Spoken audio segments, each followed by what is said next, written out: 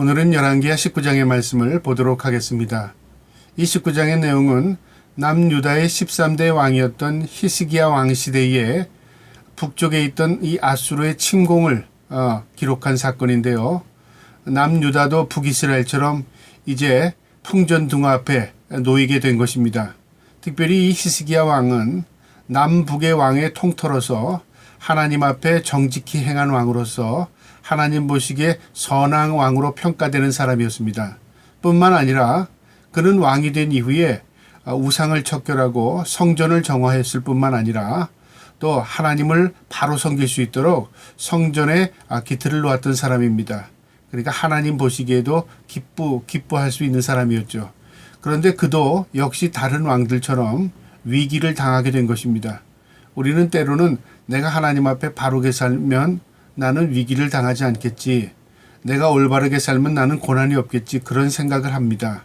그런데 사실 우리가 고난이 없으면 성숙해 되지 않습니다. 또 우리가 위기를 당할 때 하나님을 의지함이 또 내게 믿음의 복이 되기도 합니다. 그러니까 우리는 위기가 없다, 고난이 없다, 그게 좋은 게 아니라 어떠한 상황 가운데서도 내가 하나님을 의지하며 산다. 나는 하나님 앞에 붙들려 산다. 그게 복 있는 사람입니다. 이 히스기야의 역사를 통해서 보면요. 히스기야가 하나님 앞에 정직하고 선한 왕으로서 하나님 평가했지만 그도 역시 고난을 당합니다. 오히려 다른 시대보다도 더 큰 위기를 당하게 되는데요.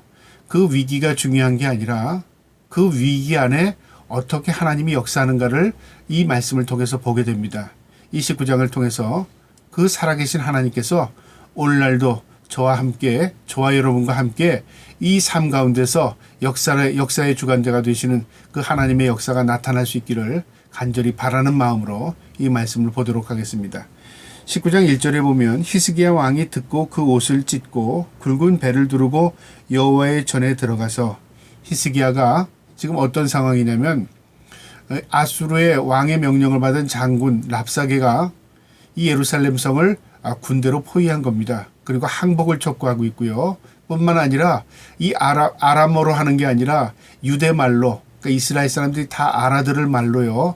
너희들 히스기야 왕에게 속지 말라. 히스기야가 하나님이 도와주신다고 말하지만 웃기는 얘기 하지 말라. 너희들은 이제 조금 있으면 너희들은 다 죽게 된다. 그러나 너희가 성을 문을 열고 항복하면 아수르 왕 사네립이 너희를 살려줄 것이다. 그러니까 히스기야의 말을 듣지 말라. 그 얘기로 반복하면서 이 이스라엘 민족을 두렵게 만든 거죠. 그때 히스기야가 뭐라고 이 백성들에게 말했냐면 말대꾸하지 말고 그들이 무슨 말을 하든 입을 다물어라. 그렇게 명령을 내렸습니다. 그래서 그런 상황 가운데서요. 이 서기관과 이 또 국내 대신들이 이 랍사게의 모욕적인 말을 다 이 히스기야 왕에게 그대로 전달한 겁니다. 히스기야가 그 이야기를 듣고 이제 분을 내고요. 하나님 앞에 그가 나가가는 겁니다. 그래서 히스기야 왕이 듣고 그 옷을 찢고 굵은 배를 두르고 여호와의 전에 들어가서 하나님께 모든 것을 고하겠다 그 말이죠. 그러니까 히스기야의 마음에는 무슨 마음이 있냐면요. 자신이 왕이지만 내 위에 하나님이 계시다. 내 위에 왕이 계시다. 그런 마음을 가지고 있는 겁니다. 하나님께 모든 걸 다 고하기 위해서 하나님께 들어갑니다. 그러면서 뭐라고 이 서기관과 그다음에 왕궁의 책임자들에게 명령하냐면 그 당시에 선지자였던 이 이사야 선지자에게 기도를 부탁합니다. 2절에요. 왕궁의 책임자인 엘리야김과 서기관 셈나와 제사장 중 장로들에게 굵은 배를 둘러서 아모스의 아들 선지자 이사야에게로 보내매. 그러니까 자기 국내 대신들 서기관을 보내서요. 그 당시에 선지자였던 이사야 선지자에게 기도를 부탁하는 겁니다. 하나님께 기도해 주세요. 나도 개인적으로 하나님께 나가서 기도하겠습니다. 그렇게 기도를 부탁한 겁니다. 4절에 보니까 랍사게가 그의 주 아수르 왕의 보냄을 받고 와서 살아계신 하나님을 비방하였으니 당신의 하나님 여호와께서 혹시 그 말을 들으셨을지라. 당신의 하나님 여호와께서 그 들으신 말 때문에 꾸짖으실 듯하니 당신은 이 남아있는 자들을 위하여 기도하소서 하더이다. 그러니까 서기관들이 이 이사야 선지자에게 가서 이 랍사게가 이 민족을 모욕할 뿐만 아니라 하나님을 모욕하는 소리를 하나님 들으셨으니 하나님께서 어떤 응답이 있을 줄 믿습니다. 그렇게 이제 기도를 부탁합니다. 6절에요. 이사야가 그들에게 이르되 너희는 너희에게 이렇게 말하라. 너희 주에게 이렇게 말하라. 그러니까 이사야가 하나님께 기도하고 받은 응답입니다. 여호와의 말씀이 너는 아수르 왕의 신복에게 들은 바 나를 모욕하는 말 때문에 두려워하지 말라. 뭐라고 말하냐면요. 그들이 무슨 말을 해도 거기에 마음 뺏기지 말라. 두려워하지 말라 그 말이죠. 우리가 세상을 살다 보면 세상의 소식에 두려워하고요. 세상의 환경 속에서 우리가 짓눌려 두려워할 때가 참 많습니다. 그러니까 하나님의 말씀을 몰라서가 아니라 하나님의 말씀은 알지만 환경이 그렇지 않게 되고 하나님의 말씀은 알지만 또 이 세상이 그렇게 되지 않는 걸 볼 때마다 우리가 세상에 몸담고 있는지라 두려워하게 됩니다. 그때 하나님께서 뭐라고 말씀하십니까? 우리에게 두려워하지 말라. 놀라지 말라. 참으로 내가 너를 도와주리라. 참으로 내가 너와 함께함이라. 이 여호수아에서 보면 하나님께서 두려워하는 여호수아에게 직접 말씀해 준 겁니다. 내가 너와 함께하겠다 그렇게 말씀하십니다. 그 말씀은 여호수아에게 국한된 말씀이 아닙니다. 오늘날 하나님의 백성에게 모두 동일한 말씀입니다. 우리가 세상에 있지만 믿음으로 사는 하나님의 백성들에게 하나님은 두려워하지 말라. 놀라지 말라. 참으로 내가 너를 도와주리라. 참으로 내가 너와 함께함이라. 그 약속을 우리는 믿고 사는 믿음의 사람들입니다. 마찬가지로 히스기야도요. 기도를 부탁했고 자기도 하나님 앞에 기도합니다. 7절에 보니까 내가 한 영을 그 속에 두어 그로 소문을 듣고 그의 본국으로 돌아가게 하고 또 그 본국에서 그에게 칼에 죽게 하리라 하셨느니라. 뭐까지 예언해 주셨냐면 그가 이 성을 함락시키기 전에 오히려 자기가 도망가게 될 것이다 그 말이죠. 그리고 그가 본국에 돌아가서 죽게 될 것이다. 칼에 맞아 죽게 될 것이다. 그렇게 말합니다. 상황이 완전히 바뀐 이야기를 해준 겁니다. 우리가 때로는요. 하나님 앞에 기도하고 하나님의 응답을 받았을 때 지금의 상황과 전혀 다른 마음의 평안과 그 응답을 받게 되면 우리는 무슨 생각이 돼? 아니야, 내가 잘못 내가 받아들이는 거 아니야? 지금 상황이 달라질 게 전혀 없는데 아닐 거야 라고 생각합니다. 여러분, 우리는 상황을 보고 이해하려고 하고 상황을 보고 또 우리가 기도 응답을 받으려고 할 때가 있습니다. 여러분, 우리가 하나님께 맡긴다는 것은요. 내가 내 상황이지만 하나님의 손에 붙들릴 때 상황은 완전히 역전될 수 있습니다. 완전히 180도 달라질 수 있는 것입니다. 하나님께서 지금 이사야 선지자를 통해서 뭐라고 말씀하냐면 너희들을 지금 함락시키려고 이 군대를 몰고 들어온 이 아수르 군대는 오히려 그들이 다 죽게 될 것이고 왕은 도망가게 될 것이다. 그리고 그런 칼에 맞아 죽게 될 것이다. 그 얘기를 한 겁니다.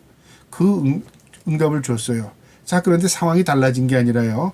오히려 랍사게는 예루살렘 성을 에워싸고 있었고요. 그 다음에 아수르의 왕 사네립은 또 군대를 몰고 함께 합류하는 겁니다. 그 상황이 8절 9절에 있습니다. 그러면서 이제 왕이 이 아수르 왕 사네립이 남유다의 왕 히스기야에게 이제 항복 편지를 보냅니다. 너 항복하지 않으면 너도 죽고 너 백성들도 다 죽게 된다 그 말이죠. 그러면서 10절에 너희는 유다 왕 히스기야에게 이같이 말하여 이르기를 내가 믿는 내 하나님 여호와 하나님이 예루살렘을 아수르 왕의 손에 넘기지 아니한다 하는 말을 속지 말라. 무슨 말이냐면요. 하나님께서 우리를 지키신다. 결코 하나님께서 우리 아수르에게 패배하지 않게 한다. 이 말 듣지 말라 그 말이죠. 히스기야가 지금 다 거짓말하는 거다 그 말이죠. 무슨 힘으로 너희가 우리를 상대해 그 말이죠. 사실 그 말이 맞는 말입니다.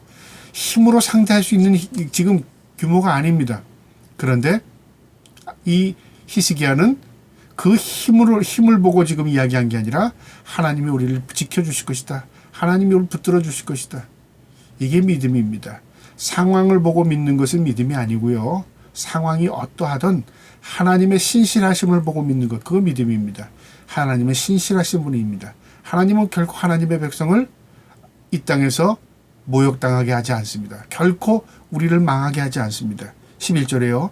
아수르의 여러 왕이 여러 나라에 행한 바 진멸한 일을 내가 들었나니 내가 어찌 구원을 얻겠느냐. 무슨 말이냐면 아수르 왕이 어떤 나라도 우리에게 패배하지 않은 나라가 어디 있느냐. 그 당시에 아수르가 가장 강성하게 커가는 나라였으니까 당연한 말이죠.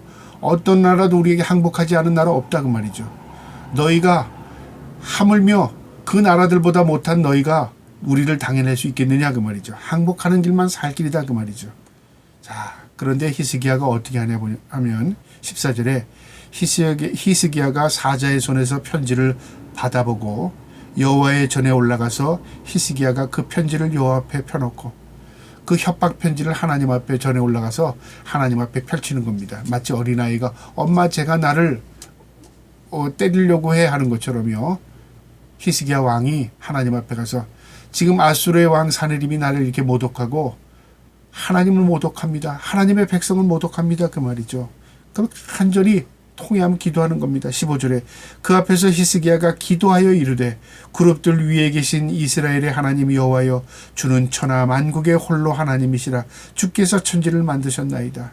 하나님만이 창조주십니다. 하나님만이 이 땅의 주인이십니다. 하나님만이 전지전능하십니다. 그 말이죠. 먼저 하나님의 주권을 인정했다는 거죠. 그 다음에 16절에요. 여호와여 귀를 기울여 주소서. 여호와여 눈을 떠서 보시옵소서. 사내림이 살아계신 하나님을 비방하려 보낸 말을 들으시옵소서. 하나님 귀를 열어주시고 눈으로 보세요. 이 사내림이 하나님을 모독하고 있습니다. 그 말이죠. 17절에 여호와여 아수르 여러 왕이 과연 여러 민족과 그들의 땅을 황폐하게 하고 18절에 또 그들의 신들을 불에 던져싸우니 이는 그들이 신이 아니요 사람의 손으로 만든 것 곧 나무와 돌뿐으로 멸하였나이다. 무슨 말이냐면 하나님만이 전지전능하신 분입니다. 그들이 섬기는 신이라고 하는 것들은 다 돌멩이로 나무로 만든 거짓된 것들입니다. 그 말이죠. 그러면서 19절에 우리 하나님 여호와여 원하건대 이제 우리를 그들의 손에서 구원하소서. 그리하시면 천하 만국이 주 여호와가 홀로 하나님이신 줄 알리이다. 하나님 우리를 구원하시면 모든 패배한 열방들이 이야 하나님은 진짜 살아계시는구나. 우리가 섬기던 신들은 다 돌과 나무 토막에 불과하지만 하나님은 살아계신 하나님이시구나. 그걸 모든 민족이 보게 될 것입니다. 그 말이죠. 그러니까 우리를 위한 게 아니라 하나님의 영광을 위한 것입니다. 그 말입니다.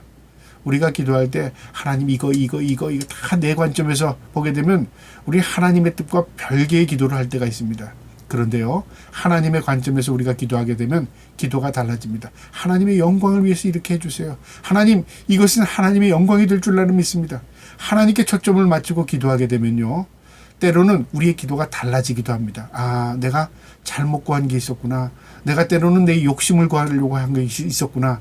때로는 하나님과 전혀 관계없는 것을 기도하고 있었을 때가 있었구나. 그걸 알게 됩니다. 그러니까 기도도 초점이 분명해야 합니다. 하나님이 무엇을 원하시는가? 하나님이 어떤 것을 추구하게 하시는가? 하나님의 관점에서 기도하는 거죠. 히스기야가 그겁니다. 하나님, 이 민족이 모독을 당하는 건 하나님 모독당하는 겁니다. 우리가 망하면 하나님 망하는 거예요. 하나님, 우리에게 구원을 베푸시면 많은 민족이 하나님을 섬기는 하나님의 백성, 이 백성이 구원받는 걸 보고 하나님이 살아계심을 보게 될 겁니다. 그 말이죠. 20절에 아모스의 아들 이사야가 히스기야에게 보내 이르되 이스라엘 하나님 여호와의 말씀이 내가 아수르 왕 사느립 때문에 내게 기도하는 것을 내가 들었노라. 히스기야가 하나님 앞에 편지를 펴놓고 협박 편지를 펴놓고 간절히 하나님 기도했죠. 근데 하나님이 들으셨답니다. 그런데 여기 보니까 특이한 게 들으신 하나님께서 바로 히스기야에게 말씀하지 않고 꼭 이사야를 통해서 말씀하신단 말이죠. 왜 그러냐면 오늘날은 그렇지 않습니다. 우리가 하나님 앞에 기도하고 하나님 앞에 내가 응답을 받는 겁니다. 그런데 이걸 잘못 이해하고 마치 주의 종에게만 응답을 해주시고 그 다음에 우리는 기도하면 주의 종을 통해서만 하나님 깨달음을 주시는 것을 착각하면 안 됩니다. 이 당시에 히스기야의 시대는요, 왕과 그 다음에 이 종교, 그러니까 그게 완전히 분리되어 있었습니다. 그래서 왕도 또 제사장도 선지자도 하나님 앞에 다 기름 부은 받은 자들입니다. 그러나 역할이 분명히 있었습니다. 왕은 통치자로서 다스리는 역할을 했고요. 선지자는 하나님의 말씀을 대언하는 역할을 했습니다. 그러니까 하나님께서도 질서의 하나님이십니다. 그래서 이사야를 통해서 말씀하시는 겁니다. 이사야에게 하나님의 말씀이 임했어요. 그러면서 너는 사내님 두려워하지 말라. 내가 들었다 그 말이죠. 그러면서 내가 그들을 꾸짖는답니다. 22절에 내가 그들을 꾸짖었으며 비방하였느냐? 누구를 향하여 소리를 높이며 눈을 높이 쳐드느냐? 이스라엘의 거룩한 자에게 그래하였도다. 무슨 말이냐면 그들이 너희를 한 게 아니라 나에게 대든 것이고 그들이 한 모든 행동은 나를 대적한 행동이다 그 말이죠. 우리가 하나님의 백성으로서 살아가는 것은 무슨 의미냐면요. 내가 어려움을 당하면 하나님이 힘들어 하시는 겁니다. 내가 고통 가운데 있을 때 하나님도 힘들어 하십니다. 내가 기뻐하고 즐거워할 때 하나님도 기뻐하시는 겁니다. 왜요? 관계성이 있죠. 하나님 우리 아버지시라고 그러잖아요. 하나님 우리 주인이시기 때문에 그렇습니다. 우리에게 늘 평화를 주시고 안식을 주시고 위로하시고 지키시는 분이십니다. 그런데 왜 우리에게 고난을 주시는가 우리는 그렇게 생각하잖아요. 고난이 필수입니다. 고난이 없으면 우리의 믿음이 성장하지 않기 때문에 그렇습니다. 고난이 없이는요 우리가 내세를 추구하지 않습니다. 고난이 없이는 우리가 성숙하지 않기 때문에 그렇습니다. 그러니까 고난은 하나님의 백성들에게 훈련의 도구로 사용하시는 겁니다. 고난으로 망하게 하는 게 아니라 고난으로 일으키게 하시는 것이고 고난을 통해서 하나님의 품에 안기게 하시고 고난을 통해서 세상이 아니라 하나님께 가까이 나오게 하는 것입니다. 우리가 그런 관점에서 이 고난의 의미를 봐야 합니다. 히스기야가 선한 왕으로서 하나님 앞에 합당한 왕이었습니다. 다윗 왕 이후에 히스기야입니다. 그런데 히스기야가 왜 이런 어려움을 경험합니까? 더욱더 하나님을 의지하고 가까이 나오게 하기 위한 하나님의 사랑의 방편입니다. 그가 하나님 앞에 기도합니다. 25절에요. 내가 듣지 못하였느냐? 이 일은 내가 태초부터 행하였고 옛날부터 정한 바라. 이제 내가 이루어 너로 견고한 성들을 멸하며 무너질 돌무더기가 되게 함이니라. 하나님께서 태초부터 하나님 정하신 예정 가운데 있는 것이다 그 말입니다. 모두 하나님의 스케줄 가운데 있다 그 말이죠. 내가 듣지 못하느냐? 이 일은 내가 태초부터 행하였고 하나님이 하신 일이었고 옛날부터 정한 바. 우리는 지금에 일어나는 일이 모든 우연이라고 생각합니까? 아닙니다. 하나님의 섭리 가운데 있다. 섭리라는 것은요 계획의 초원을 넘어서는 겁니다. 계획은 이렇게 되면 이렇게 되고 이렇게 되잖아요. 섭리라는 것은 뭐냐면 이게 실이 다 여러 가지 꼬였어요. 우리가 이게 어떻게 됐는지는 몰라요. 그런데 가만 보니까 다 이치가 섭리가 있다고 말이죠. 아, 이건 이렇게 꼬여서 이렇게 되고 이렇게 돼서 이렇게 되고. 그게 너무 복잡하기 때문에 우리가 이해하지 못할 뿐이지 하나님의 섭리 가운데 이 우주는 움직이게 되는 것입니다. 하나님의 섭리 안에 있는 겁니다. 이제 하나님께서 심판의 몽둥이를 들겠다 그 말이죠. 그들을 하나님께서 가만 놔두지 않는답니다. 27절에요. 내 거처와 내 출입과 내가 내게 향한 분노를 내가 다 아노니. 네가 당하는 고통, 네 분노 내가 다 안다 그 말이죠. 하나님이 다 아시는 겁니다. 28절에 내가 내게 행한 분노와 내 교만한 말이 내 귀에 들렸도다. 이 아수르 왕 사네립이 한 이 말을 하나님 다 들으셨습니다. 이 교만함 하나님 가만 놔두지 않는 거죠. 그러므로 내가 갈고리를 내 코에 꿰고 재갈을 내 입에 물려 너를 오던 길로 끌어 돌이키리라. 갈고리 그러니까 완전히 노예 마치 동물 사냥해서 끌고 가듯이 하나님께서 아수르를 다시 그 본국으로 끌고 들어가겠다는 거죠. 또 29절에 내게 보일 징조가 이러하니 너희는 금년에는 스스로 자란 것을 먹고 내년에는 그것에서 난 것을 먹되 제3년에는 심고 거두어 포도를 심고 그 열매를 먹으리라.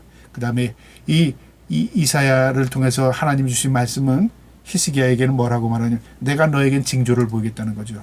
금년에는 스스로 자란 것, 자연스럽게 자연에서 그냥 목초지에서 자란 것, 그거 그냥 과일 따고 그런 것을 먹는다 그 말이에요. 심은 게 아닙니다. 그 다음에는 이제 내년에는 그것에서 난 것을 먹고 그것에서 나니까 심었으니까 나잖아요. 그러니까 올해 어떻게 되죠? 아수르가 다 철수해서 들어간다 그 말이죠. 사라진다 그 말이죠. 그러니까 올해는 농사를 못했으니까 포위당했으니까 그냥 자연에 있는 거 따먹지만 이제 그들이 다 돌아가고 그들이 다 어떻게 되면 이제 우리가 농사를 질 수 있다는 말이죠. 올해는 내년에는 그것에서 난 것을 먹되 올해 심고 내년에 나는 거죠. 그다음 제3년에는 그 다음에는 심고 거두며 포도를 심고 그 열매를 먹으리라. 그 다음에 너희가 충분히 농사를 지어서 충분한 수확을 거둘 수 있는 그런 해가 될 것이다 그 말이죠. 이게 징조라 그 말이죠. 우리가 자연에서 얻는 모든 것들이 그냥 대수롭지 않게 생각할 때가 있잖아요. 근데 이 모든 게 하나님의 주권의 허락입니다. 하나님이 허락하셔야 우리가 농사를 짓고 또 소득을 얻을 수 있는 겁니다. 만약에 하나님이 허락하지 않으면 어떻게 될까요? 자연재해로 인해서 다 쓸어가십니다. 내가 아무리 노력해도. 지금 오늘날도 그런 일들이 얼마나 많습니까? 생각지도 않은 폭우, 홍수로, 생각지도 않은 가뭄으로, 생각지도 않은 지진으로, 생각지도 않은 여러 가지 사건을 통해서 자연재해를 통해서 뭐냐면 하나님이 허락하시지 않으면 되는 게 아니라고 말이죠. 하나님이 허락하시면 어떻다고요? 올해는 스스로 자란 것, 내년에는 심은 것, 내후년에는 너희가 충분히 심고 충분히 거두게 할 것이다 그 말입니다. 30절에 유다 족속 중에서 피하고 남은 자는 다시 아래로 뿌리를 내리고 위로 열매를 맺으리라. 이제 유다에선 살아남은 자들은 뿌리를 내리고 열매를 맺게 해줄 거다 그 말이죠. 31절에 남은 자는 예루살렘에서부터 나올 것이요 피하는 자는 시온산에서부터 나오리니 여호와의 열심이 이 일을 이루리라. 여호와의 열심이 하나님을 간절히 찾는 마음이 여러분 우리가 여호와의 열심이라는 게 뭘까요? 하나님을 간절히 찾는 겁니다. 우리가 때로는 세상 가운데 열심을 부리잖아요. 그게 뭐 필요 없다 그 말은 아니지만요. 진짜 우리가 열심을 내야 할 건 여호와에 대한 열심입니다. 하나님을 찾고 하나님을 간절히 찾는 자에게는 하나님을 어디에서부터 해요? 예루살렘부터 시온산에서부터 하나님이 계신 곳부터 구원의 손길이 온다 그 말이죠. 우리가 하나님을 간절히 찾으면 하나님의 구원의 손길이 하나님이 계신 곳부터 온다 그 말이죠. 그러니까 분명한 여기서 뭐래요? 원리를 가르쳐 주는 거예요. 내가 하나님을 찾으면 하나님께서 하나님의 구원의 도구가 하나님의 구원의 손길이 우리에게 미친다 그 말입니다. 32절에 그러므로 여호와께서 아수르 왕을 가리켜 이르기를 그가 이 성에 이르지 못하며 이리로 화살을 쏘지 못하며 방패를 성을 향하여 세우지 못하며 치려고 토성을 쌓지도 못하고 그가 아무것도 하지 못할 거라고 말이죠. 지금은 너희가 포위당해서 꼼짝달싹 없이 예루살렘 성에 지금 갇혀있지만 그들이 화살 한 방 쏘지 못하고 그들이 아무것도 하지 못할 거라고 말이죠. 33절에 오던 길로 돌아가고 이 성에 이르지 못하리라. 오던 길로 돌아가 다시 그들이 다 철수하게 될 것이다 그 말이죠. 이는 여호와의 말씀이라. 하나님께서 그렇게 말씀한 거예요. 너희의 지금 상황 완전히 뒤바뀔 거다 그 말이죠. 우리가 이런 현재 상황과 너무 다른 어떤 하나님의 응답을 받았을 때는 어떻게 될까요? 우리가요. 혼돈스러울 거예요. 야, 나는 마음에 하나님이 주시는 확신과 위로가 있는데 이거를 어떻게 내가 이해를 해야 되지? 여러분 우리가 하나님의 말씀을 약속을 이해하려고 하면요 혼돈스럽습니다. 어떻게 받아들여야 되죠? 내 마음에 잠잠히 그것을 간직하는 겁니다. 이거는 가까운 사람에게 얘기해도요 때로는 그 사람이 믿어주질 않는 거죠. 그래서 하나님의 응답은요 내가 하나님 앞에 간절히 기도하고 하나님께 받을 응답은 내 마음에 간직하는 겁니다. 하나님의 때 하나님의 방법으로 역사될 때 그때 이제 우리가 간직이 되는 거죠. 나는 그때 그랬는데 하나님께서 이렇게 해주셨습니다. 하나님 살아계십니다. 그때 우리가 진정으로 내 삶의 경험을 통해서 간직되어지는 것입니다. 이처럼 히스기야는요 하나님의 분명한 응답을 받았습니다. 아무 얘기하지 않습니다. 34절에 내가 나와 나의 종 다윗을 위하여 이 성을 보호하여 구원하리라 하였나이다. 내가 너와 너의 조상 다윗을 위하여 하나님 분명히 얘기하십니다. 나와 나의 종 다윗을 위하여 이 성을 보호한답니다. 하나님의 분명한 보호의 목적이 있죠. 그 백성이 불쌍해서 너희가 기도했기 때문에가 아니라 하나님의 약속 때문에 내가 그렇게 하겠다고 말이죠. 우리가 그래서 약속을 믿고 기도하는 겁니다. 내가 그냥 허황된 기도하면 그래 그거는 들어주고 그건 안 들어주고가 아니라 하나님의 약속 말씀을 의지하는 겁니다. 그래서 우리가 성경의 말씀을 의지하고 기도할 때 1.1획도 땅에 떨어진 것이 다 응답되는 것입니다. 35절에요. 이제 그 기도의 응답이 어떻게 일어나나 보세요. 이 밤에 그 말씀을 주신 그날 밤입니다. 35절에 이 밤에 여호와의 사자가 나와서 아수르 진영에서 군사 18만 5천 명을 친지라. 아침에 일찍이 일어나 보니 다 송장이 되었더라. 이게 웬일입니까? 하나님께서 하신 말씀이 그날 밤에 임하는데요. 이 예루살렘 성을 에워쌌던 이 아수르 군대의 진영에 18만 5천 명이 몰살을 당한 겁니다. 어떻게 이런 일이 일어났죠? 그리고 살아남은 자들은요, 혼비백산해서 자신의 고향 아수르로 북쪽으로 도망갑니다. 35절에요. 아수르 왕 사네립이 떠나 돌아가 왕도 죽지는 않았어야 돼. 돌아간 겁니다. 하나님의 계획과 섭리가 있었어요.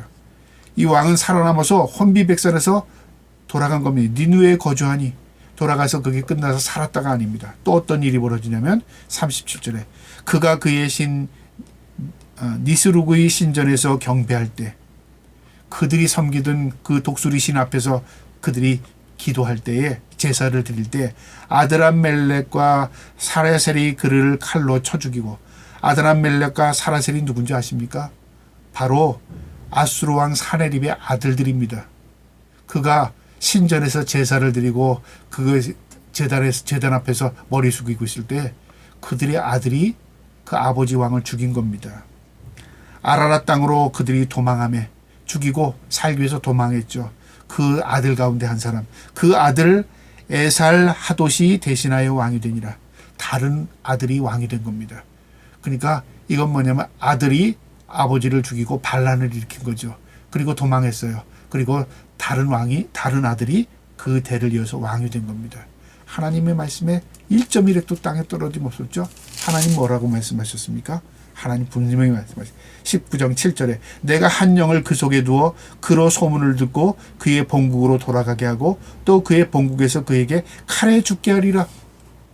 하나님의 말씀이 분명히 1.1획도 땅에 떨어짐 없이 다 응답되었습니다. 여러분, 우리가 히스기야가 하나님 앞에 기도하는 이 모습을 보면요, 하나님의 말씀을 의지합니다. 그 다음에 하나님의 전지전능을 의지합니다. 그리고 또 우리가 모욕당한 게 아니라 하나님이 모욕당했음을 분명히 알고 하나님 앞에 간구하는 것입니다. 하나님의 관계 속에서 하나님께 기도하는 거죠. 하나님이 모두 응답해 주셨습니다. 히스기야가 기도를 많이 해서요, 히스기야는 죄를 안 짓고 선한 왕이어서요, 우리가 그렇게 접근하다 보면 어떻게 생각하냐면요, 기도 많이 하는 사람의 기도는 들어주고, 그 다음에 깨끗하게 사는 사람의 기도는 들어주고, 그 다음에 착한 일 많이 하는 사람의 기도는 들어주고, 이런 식으로 생각하면 이게 뭐냐면요, 우리가 어떤 착각을 일으키냐면요, 내 기도는 안 들어주시는구나, 누구 기도는 들어주시는구나, 이렇게 갈라냅니다. 그럼 기도의 의욕이 상실이 됩니다. 나는 착하지 못하니까, 나는 의롭지 못하니까 하나님 내 기도를 들어주시지 않을 거야, 이런 생각을 한다는 거죠. 그게 아닙니다. 하나님의 약속을 믿고 기도하는 겁니다. 내가 하나님의 약속 아래 있으면요, 내 삶도 거룩해집니다. 내가 하나님의 약속을 믿게 되면 하나님이 기뻐하는 삶을 살려고 부단히 노력하게 되는 겁니다. 그래서 이 말씀이 그 말입니다. 여호와의 열심이 이 일을 이루리라. 31절에 여호와의 열심이라는 게 뭐냐, 내가 하나님이 기뻐하는 삶을 살려고 열심을 내는 거죠. 내 열심 때문에가 아니라 그 열심을 내는 그 사람을 하나님이 보시고 하나님의 능력이 그 삶에 임하는 것을 보게 하신다, 그 말이죠. 저와 여러분도 히스기야가 기도한 것처럼 하나님의 약속을 믿고 기도하실 뿐만 아니라 하나님 앞에 열심을 낼 수 있는 저와 여러분 되기를 주님의 이름으로 축복합니다. 아멘.